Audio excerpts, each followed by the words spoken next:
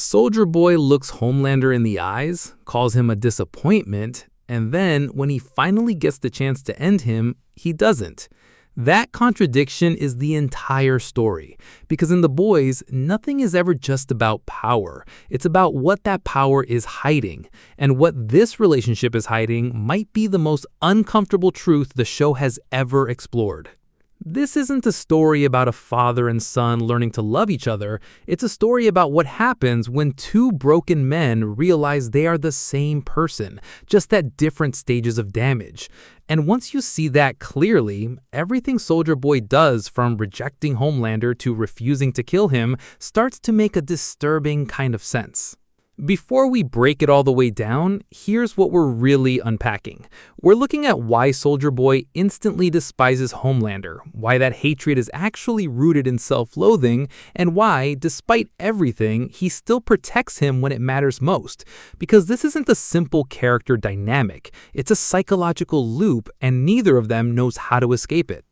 To understand this, you have to go back to the moment everything changed. The reveal that Homelander is Soldier Boy's biological son didn't just add drama, it redefined both characters. Also, very proud to say that this great hero is my father. What used to look like a clash of egos suddenly became something much darker, a generational cycle playing out in real time. And that cycle was already broken long before these two ever met. Soldier Boy, played by Jensen Ackles, isn't just a relic of a different era. He's a product of it. A man built on outdated ideas of strength, masculinity, and emotional suppression. He doesn't process pain, he buries it. He doesn't express vulnerability, he punishes it. And most importantly, he doesn't recognize love unless it looks like dominance. Homelander, portrayed by Anthony Starr, is what happens when that same mindset evolves in isolation. He has all the power in the world, but none of the emotional foundation to handle it. He craves validation, approval, and connection, but he doesn't understand any of those things in a healthy way. So what you get is a man who can destroy the world, but still desperately wants someone to tell him he's enough. And that's where everything falls apart. Because the moment Soldier Boy looks at Homelander, he doesn't see a son. He sees weakness. But here's the part most people miss. That reaction isn't really about Homelander. It's about himself. One of the most revealing details in this entire dynamic is Soldier Boy's relationship with his own father. Despite becoming the strongest man alive, despite embodying everything society told him a man should be, he was still called a disappointment, still told he wasn't good enough, still made to feel like a fraud because of how he got his power. I know. You're a f***ing disappointment. That kind of conditioning doesn't disappear. It gets internalized. So when Soldier Boy looks at Homelander and calls him a disappointment, he's not forming a new opinion, he's repeating an old one. He's echoing the voice that shaped him. And that's what makes this relationship so brutal, because it was doomed before it even started. Homelander is standing there, emotionally exposed, asking for something as simple as acceptance, and Soldier Boy responds with the only language he understands: rejection. That's why their first real interaction feels so cold.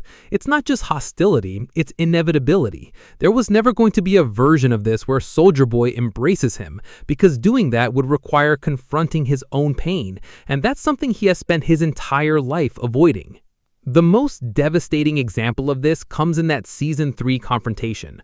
Homelander drops the act completely. For once, he's not performing, he's not threatening, he's not manipulating. He's just asking his father to stand beside him, to acknowledge him, to choose him. And Soldier Boy shuts him down instantly. No hesitation, no empathy, just judgment. He calls him weak, calls him a disappointment, dismisses him like he's nothing. And in that moment, you're not just watching Homelander get rejected, you're watching Soldier Boy prove that he hasn't changed at all. He's still trapped in the same cycle that created him, still passing down the same damage he received. But here's where the story gets more complicated and more interesting, because if that was the whole picture, Soldier Boy would have killed him without thinking, and he didn't. That's the contradiction you have to sit with, because everything about Soldier Boy suggests he wants Homelander gone. He sees him as inferior, as unstable, as a threat to everything he represents. So why hesitate? The answer lies in something much deeper than strategy or convenience. It's recognition. At some point, Soldier Boy realizes something uncomfortable. Homelander isn't just weak, he isn't just broken, he's familiar. There's a moment where that realization starts to surface, subtle, almost unnoticeable, but critical.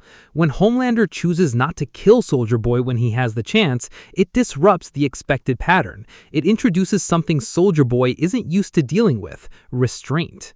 And that matters more than it seems, because in Soldier Boy's world, strength is everything, and strength isn't just about power, it's about control. So when Homelander shows restraint, even briefly, it forces Soldier Boy to reevaluate him, not emotionally, but strategically, not as a son, but as something worth understanding. That's where the shift begins.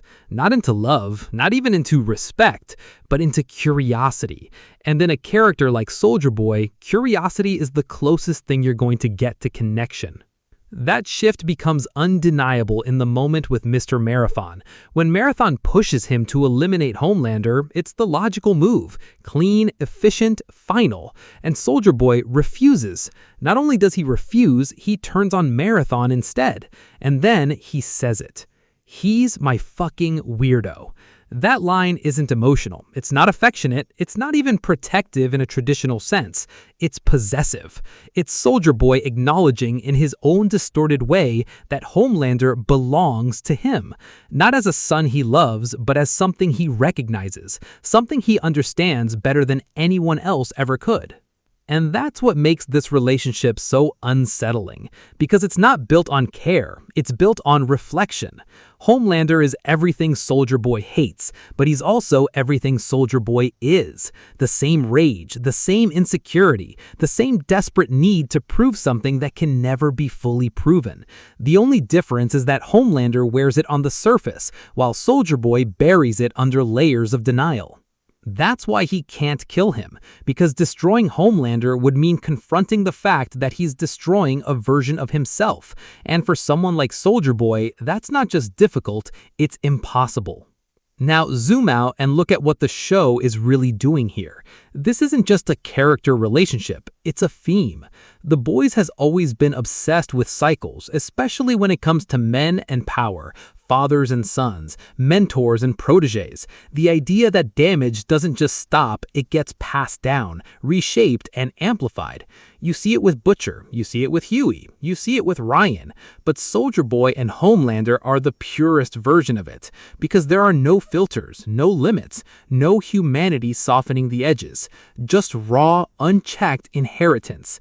And that's why their dynamic feels so intense, because it's not just personal, it's symbolic. It's what happens when trauma is given power. So, where does this leave us moving forward? Right now, Soldier Boy's position is unstable. He's not aligned with Homelander out of loyalty, he's not protecting him out of love, and he's definitely not done judging him. If anything, this feels like a pause, not a resolution.